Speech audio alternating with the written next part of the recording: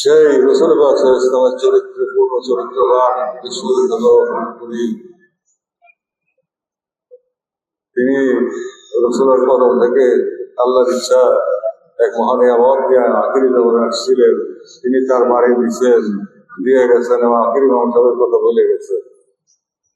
ইমাম মাহদী আলাইহিস সালাম, তাবি আলাইহিস সালাম, এইগুলি আগামী আমার তো মনে হয় 2030 সাল অতিক্রম করে এখানে বন্ধ আছে। সামনে খুবই বিপদ, অনেক বিপদ। এখানে যদি আমরা শিক্ষা অনুযায়ী অর্থাৎ রসুল পাক সাল্লাল্লাহু আলাইহি ওয়াসাল্লাম সত্য তরিকার পথে, যেই তরিকা আমার দয়াল শিখাই গেছেন পথ,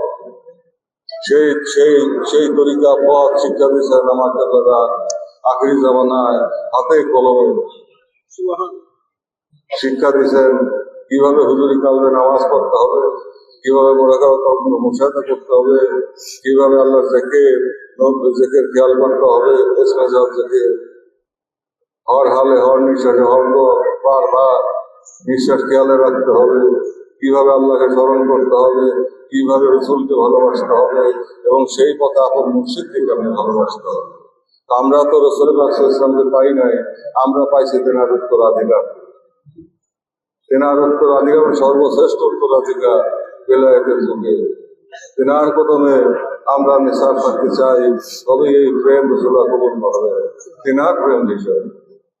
কারণ রসুল্লাহ বলেন, বলেন আমার উম্মতের ভিতরে এমন উম্মত আসবে যারা বনি ইসরায়েলের নবীদের মতো হবে বা তার চাইতে শ্রেষ্ঠ হবে।